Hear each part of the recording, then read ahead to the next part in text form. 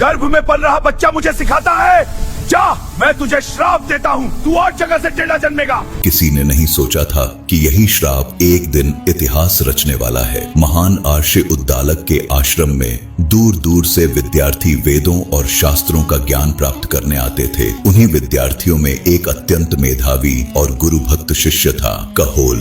कहोल दिन रात वेदों का अध्ययन करते और अपने गुरु की सेवा में लगे रहते थे। उनकी लगन, विनम्रता और ज्ञान को देखकर आर्षि उद्दालक बहुत प्रसन्न रहते थे। समय बीतने के साथ साथ कहोल वेदों और शास्त्रों के गहन विद्वान बन गए। जब उन्हें लगा कि उनका शिष्य अब पूर्ण रूप से शिक्षित हो चुका है, तब आर्षि उद्दालक ने अपनी सुशील और रूपवती पुत्री सुजाता का विवाह कहोल के साथ कर दिया। इस प्रकार कहोल उनके दामाद बन गए। विवाह के बाद कहोल और सुजाता ने अत्यंत साधारण और धर्ममय जीवन चुना। वे जंगल में एक छोटी सी पर्णकुटी बनाकर रहने लगे। दोनों का जीवन तप, साधना और वेदों के अध्ययन में बीतने लगा। समय धीरे धीरे आगे बढ़ता गया और एक दिन ऐसा आया जब सुजाता गर्भवती हो गईं। उनके गर्भ में एक अत्यंत तेजस्वी बालक पल रहा था। कहोल प्रतिदिन वेदों का अध्ययन करते और सुजाता को अपने पास बैठा लेते ताकि गर्भ में पल रहा बालक भी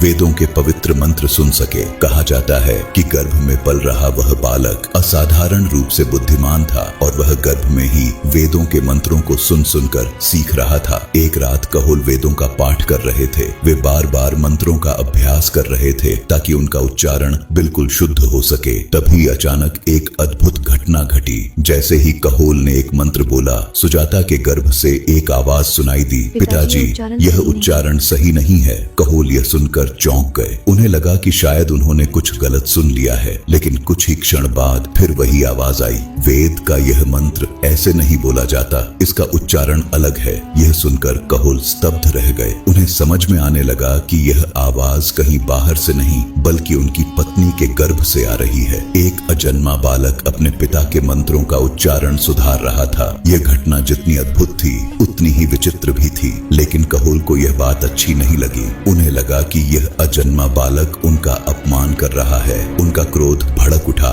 और उन्होंने क्रोधित होकर कहा, अभी जन्म भी नहीं लिया और इतना अहंकार, जा मैं तुझे श्राप देता हूँ, तू जन्म से ही 8 स्थानों से टेढ़ा होगा। उनके मुख से निकला यह श्राप उसी क्षण सत्य हो गया। समय बीतता गया और कुछ महीनों बाद वह दिन आया जब उस बालक का जन्म हुआ। जब लोगों ने नवजात शिशु को देखा तो सभी आश्चर्य में पड़ गए, क्योंकि उसका शरीर सचमुच 8 स्थानों से टेढ़ा था। उसके 8 अंगों में वक्रता थी। इसी कारण उस बालक का नाम रखा गया अष्टावक्र। कहोल की आर्थिक स्थिति धीरे धीरे बिगड़ती जा रही थी। साधना और अध्ययन में लगे रहने के कारण उनके पास धन का कोई साधन नहीं था और परिवार का पालन पोषण करना कठिन होता जा रहा था। एक दिन सुजाता ने अपने पति से विनम्रता से कहा कि वे कहीं जाकर धन प्राप्त करने का प्रयास करें ताकि परिवार का जीवन ठीक प्रकार से चल सके। उसी समय कहोल को यह समाचार मिला कि मिथिला के राजा जनक के दरबार में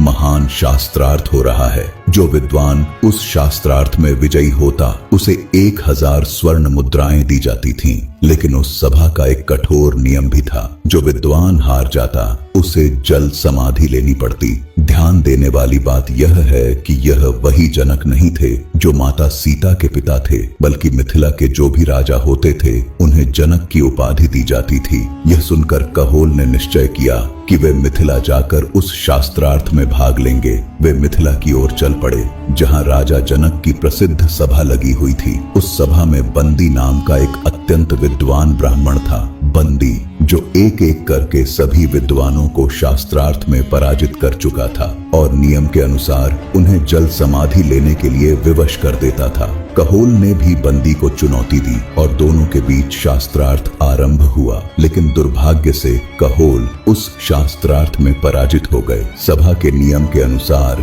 उन्हें भी जल समाधि लेनी पड़ी और इस प्रकार वे संसार से विदा हो गए। पिता के न रहने के कारण अष्टावक्र अपने नाना उद्दालक के आश्रम में ही बड़े हुए। वे जन्म से ही असाधारण बुद्धिमत्ता वाले थे। बचपन से ही उन्होंने वेदों और शास्त्रों का गहन अध्ययन करना शुरू कर दिया और कम उम्र में ही वे महान विद्वान बन गए। एक दिन अष्टावक्र अपने नाना उद्दालक की गोद में बैठे हुए थे, तभी उनके मामा श्वेतकेतु वहां आए और उन्होंने अष्टावक्र को खींचकर अलग कर दिया।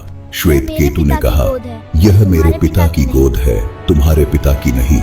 यह सुनकर अष्टावक्र आश्चर्य में पड़ गए। उन्हें समझ नहीं आया कि उनके मामा ने ऐसा क्यों कहा। वे तुरंत अपनी माता सुजाता के पास गए और उनसे सच्चाई पूछी। तब सुजाता ने उन्हें पूरी घटना बता दी कि उनके पिता कहोल राजा जनक की सभा में बंदी से शास्त्रार्थ में हार गए थे और नियम के अनुसार उन्हें जल में डुबो दिया गया था। यह सुनकर अष्टावक्र के मन में अपने पिता के उद्धार का संकल्प जाग उठा। उन्होंने निश्चय किया कि वे स्वयं मिथिला जाकर बंदी को शास्त्रार्थ में हराएंगे और अपने पिता को वापस लाएंगे। इसके बाद अष्टावक्र अपने मामा श्वेतकेतु के साथ मिथिला की ओर चल पड़े। जब वे जनक की सभा के द्वार पर पहुंचे तो द्वारपालों ने उन्हें रोक दिया, क्योंकि वे एक बालक थे और उनका शरीर भी 8 स्थानों से टेढ़ा था। तब अष्टावक्र ने दृढ़ स्वर में कहा, केवल उम्र अधिक होने से कोई महान नहीं बन जाता। जो वेदों का सच्चा ज्ञाता होता है वही वास्तव में बड़ा होता है। उनके तेजस्वी वचनों को सुनकर द्वारपाल उन्हें रोक नहीं सके और उन्हें सभा में प्रवेश करने दिया।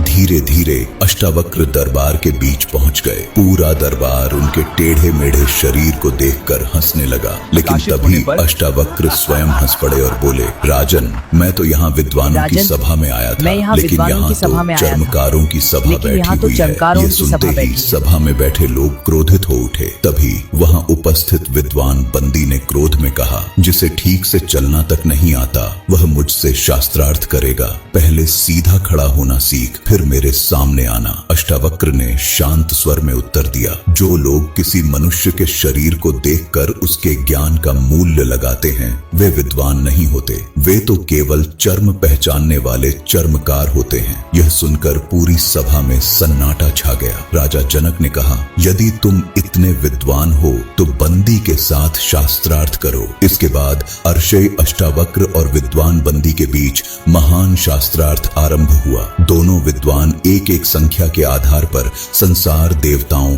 और वेदों से जुड़े उदाहरण देकर अपने ज्ञान की परीक्षा लेने लगे। सबसे पहले बंदी ने कहा, एक सूर्य पूरे संसार को प्रकाशित करता है। देवराज इंद्र एक ही वीर हैं और यम भी एक ही हैं। इस पर अष्टावक्र ने उत्तर दिया, 2 देवता प्रमुख हैं, इंद्र और अग्नि। 2 देवर्षि हैं, नारद और पर्वत। अश्विनी कुमार भी 2 हैं। रथ के 2 पहिए होते हैं और पति पत्नी भी 2 सहचर होते हैं। फिर बंदी ने कहा, संसार में जन्म 3 प्रकार से होता है। 3 वेद कर्मों का वर्णन करते हैं। तीनों कालों में यज्ञ होता है और 3 लोक होते हैं। अष्टावक्र ने उत्तर दिया, 4 आश्रम होते हैं, ब्रह्मचर्य, गृहस्थ, वानप्रस्थ और सन्यास। 4 वर्ण होते हैं और 4 दिशाएं होती हैं। ओंकार भी 4 ध्वनियों से बना है, अ, उ, एम और अनुनासिक। फिर बंदी ने कहा, यज्ञ 5 प्रकार के होते हैं। यज्ञ की अग्नि 5 होती है, 5 ज्ञानेंद्रियां हैं, 5 पवित्र नदियां हैं और पंक्ति छंद में 5 पद होते हैं। अष्टावक्र बोले,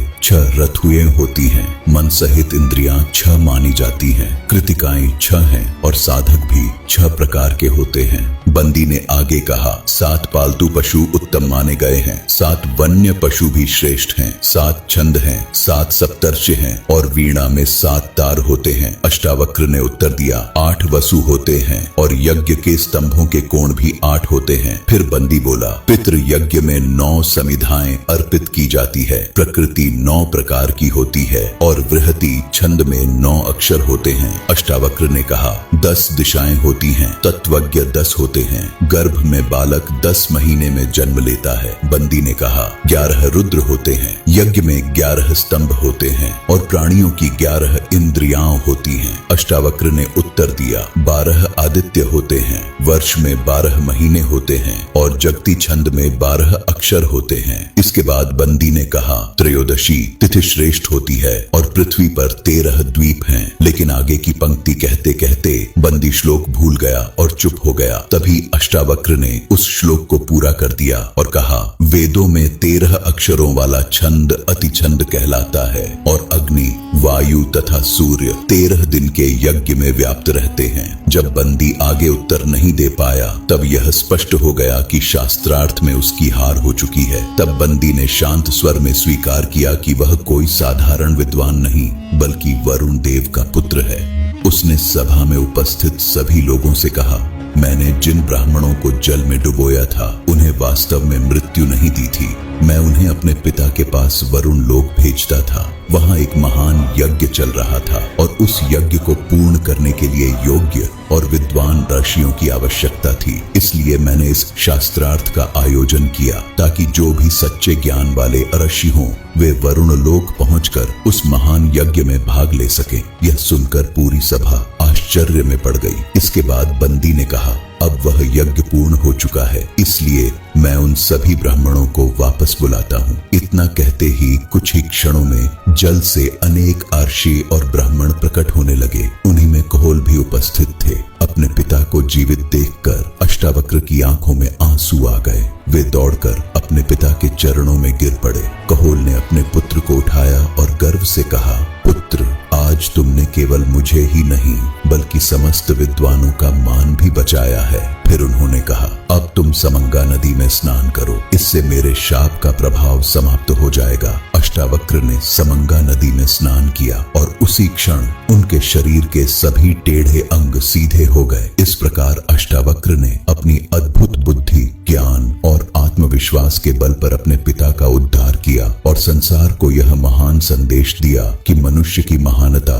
उसके शरीर या आयु से नहीं बल्कि उसके ज्ञान, आत्मबल और सत्य के प्रति उसकी निष्ठा से तय होती है। यदि आपको यह अद्भुत कथा प्रेरणादायक लगी हो तो वीडियो को लाइक करें, चैनल को सब्सक्राइब करें